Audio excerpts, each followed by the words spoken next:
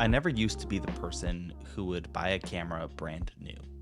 I used to always wait for used options to be available with plenty of reviews to look at so that I would know that I'm making the right decision. Back in January of this year, Canon announced their new camera, the R5C. It's a cinema version of the R5 that fixes some of the main issues of the camera with an added fan that helps eliminate overheating, and that's huge. This seemed like the perfect opportunity for me to make the upgrade. On top of that, I've been using the same camera for the past 3+ years, and while it has served my needs pretty well, I found that I had to make too many compromises on a wedding day. It would slow me down and keep me from really being able to focus on the fleeting moments of the day. So now that I have the R5C in my possession, there is a very important question that needs to be answered. Is the R5C a good camera for wedding filmmakers? So follow along with my not so technical review of this camera, where I will be discussing some of the important things that would be required for weddings and if this camera has what it takes to be my new workhorse. Now, I should preface that what my needs are with the camera might not be what someone else needs. What I'm looking for is a camera that creates efficiency, that makes my job as a wedding filmmaker easier so that I'm not putting a lot of mental energy into the shortcomings of a camera. I want a setup that works reliably and gives me the best image overall and can keep my attention in the moment so I'm not missing anything. Because as a wedding filmmaker, you really only get one chance to capture these once-in-a-lifetime moments for someone else, and you don't want to be distracted by something not working while that's going on. First, with the R5C being full frame and much more modern, its capabilities in low light with high ISOs is really good. Having a camera that is great in low light means that I don't have to worry about noise in the image as much, and I'm much more able to shoot in a greater variety of locations that might have poor lighting that I wouldn't otherwise. The R5C does this really well. It has a dual gain ISO at both 800 and 3200 in C-Log3 where no noise becomes present. Even higher ISOs like 12,800 still look really clean and usable in a wedding film.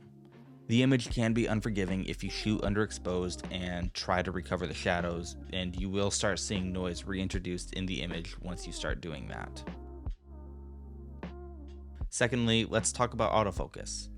Having a camera that has reliable autofocus means that I can take a lot of the guesswork out of getting my subject in focus and not be afraid that the image is going to be unusable. While I got really good at manual focus, I found that it was taking a lot more mental energy for me to do my job than I needed. And sometimes I would still get to the edit, really excited for a specific shot, only to realize that I missed it by a little bit. Now, there are a lot of people complaining that the R5C autofocus is not as good as cameras like the R6, the R5, or competing Sony cameras.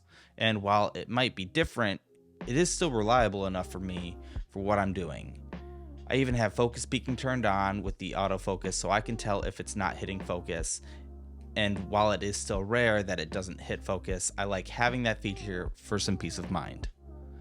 For me, I feel confident that what I need to film is going to be in focus, and that saves up my mental energy so that I can put attention into other important aspects of the wedding day. Next is image quality. The image quality out of this camera is amazing. Having a camera with exceptional image quality is definitely a huge bonus. When we shot on the GH5, while we had the option to shoot in 4K at 60 frames per second, we felt like there was still something missing. Don't get me wrong, the GH5 is still really great, and I did enjoy shooting on it. We just couldn't take full advantage of the image because we were sacrificing the colors a bit more, and the image just wasn't as sharp as what most other cameras were producing. And possibly our biggest gripe was that the dynamic range, really. Even in a log profile that should have given us great dynamic range, we constantly found ourselves either clipping the highlights or underexposing our image to the point that we were getting a lot of noise in the recovered shadows, and at some point that just became no longer acceptable. Thankfully, the R5C seems to solve a lot of those issues for us with things like 4K 60 and 10-bit color and log profiles like C-Log3. I'm finding it really difficult to come up with a bad image from this camera. It's almost perfect. I can almost guarantee that I'm going to get a great image coming out of the camera no matter what. The colors are simply just impeccable. The oversampled image is so sharp that even 1080 footage looks phenomenal. Like, to the point that if I accidentally filmed an entire wedding in 1080 and not 4K, probably wouldn't worry about it too much. It's that good. Now, lastly, let's talk about the elephant in the room: battery life. This might be the only bad thing about the camera that I can think of.